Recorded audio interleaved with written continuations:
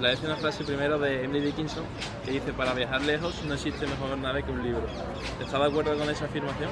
Absolutamente, absolutamente. Un libro es el mejor aeroplano de todos, como siempre. Si tienes la suerte de encontrarte un autor que es un maravilloso ingeniero aeronáutico y además un fantástico piloto, pues mira, con Thomas Mann vas a llegar lejísimo. A lo mejor con otros te va a costar más, pero sin duda alguna el libro es una nave por excelencia, es un gran barco, un gran avión, un cohete.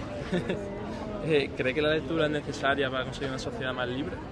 La lectura es necesaria para conseguir una sociedad menos estúpida, que renuncie a su propia estupidez, que renuncie a tomarse en serio, que renuncie a sus propias obcecaciones. Y sin duda alguna esa es una base de libertad, pero yo creo que sobre todo eso, hay un libro muy hermoso, se llama Leer es un riesgo, de Berardinelli, un profesor de literatura italiano, donde habla de eso, habla de que la lectura nos hace menos estúpidos. ¿Necesita entonces quizás Venezuela como país y como sociedad un poquito más de lectura en general? Bueno, mira, hace 20 años probablemente necesitará muchas más lecturas, pero es que ahora necesita algo mucho más grave, algo mucho más profundo, que es el hallazgo del propio relato, ¿no? Nosotros ya hemos perdido el punto de partida, pero sin duda alguna, creo que las grandes historias, las grandes epopeyas nos vendrían muy bien para refundarnos de alguna manera. Te he entendido que es usted una gran aficionada taurina. ¡Sí! ¿Qué cree que le aporta a los toros hoy a la sociedad que cada vez los repudia más, o las instituciones los repudian más? El toro, la tauromaquia es, para mí, el arte total, y produce tantísimo rechazo porque te pone la muerte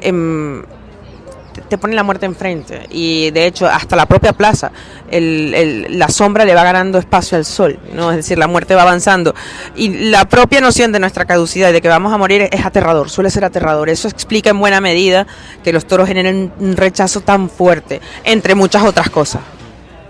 ¿Cree usted en la resurrección futbolística de Guti? Absolutamente. ¿Puede explicar un poco más eso? Mira, yo a veces pienso, llevo toda mi vida en España esperando que Guti me firme algo, una servilleta, lo que sea, un libro, mi camiseta del Madrid, porque los momentos más felices del centro del campo me los ha dado Guti. Y yo quisiera volver a ver jugar a Guti, pero bueno, ya que no, eso no va a ocurrir porque sería como pedir demasiado. Yo quiero que Guti sea el entrenador del Real Madrid. Entonces, tío, llevo pidiendo eso años. Estaría bien, estaría bien. ¿Qué disfruta más, su faceta como periodista o como escritora, o va todo en uno? Mira, suele ir todo mezclado, porque si yo no hiciera periodismo, no encontraría muchas ventanas para poder narrar. Lo que pasa es que el problema es que la doble carga de trabajo se hace difícil, pero bueno, si hay que cerrar una página de los Nobel y entregar una novela, se hace.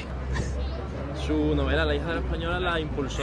El tercer país la asentó, digamos. La isla del Dr. Schubert, ¿qué le ha supuesto? Es el fin de mi carrera literaria. Afortunadamente tengo un libro el Dr. Schubert fue un experimento, fue un experimento que a mí me hacía falta. Hay libros que tienes que escribir para leer otras cosas, y para mí fue un laboratorio. Fernando Iwasaki dijo en una conferencia en la Feria del Libro de Sevilla que hacía falta detenerse en el camino a verse, y el Dr. Schubert fue eso. Dice usted que un escritor tiene que estar constantemente entrenando. ¿Cómo entrena Karina Sainz-Borges? Leyendo. Un escritor que lee va al gimnasio, un escritor que traduce va al gimnasio. Ese es el tipo de entrenamiento que tiene que tener un escritor, con el lenguaje, con su tradición, incluso más que con el propio mundo, desde el punto de vista desde el cual abordamos las cosas. ¿Sigue leyendo los clásicos o se centra más en la literatura contemporánea? Pues me temo que estoy leyendo muy poca literatura contemporánea, y los clásicos que ya tenía leídos los he vuelto a leer otra vez para darme cuenta que no los había entendido, que no entendía absolutamente nada. Sin duda, yo sin los clásicos estaría perdida y muda y no sabría qué hacer. Entiendo también que lee poesía, ¿no? Muchísima. Aparte es muy curioso porque la poesía es ese momento de la literatura en el cual el lenguaje funciona o no funciona. Es como una buena faena. Tú no puedes corregir una faena. Un buen poema no se corrige. Un buen poema aparece. ¿Siente que a veces le gustaría leer más de lo que puede abarcar por cuestión de tiempo, por ejemplo? Sí, claro. Me gustaría leer más, y me gustaría leer en otros idiomas. O sea, me gustaría leer a Flaubert realmente en francés y entenderlo, y no estar leyendo traducciones, pero bueno, no es del todo posible.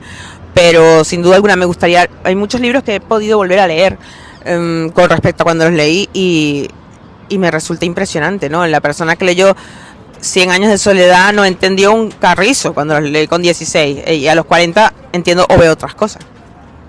Para terminar, ¿quién es el primer escritor sevillano que se le viene a la cabeza y una obra suya? Becker. Volverán las oscuras golondrinas, lo siento, pero es que es lo primero que me ha salido. Sí. Es que mi familia era muy lectora de Becker, mi abuela sobre todo, y lo tengo muy, muy presente. Pues muchas gracias. No, a ti.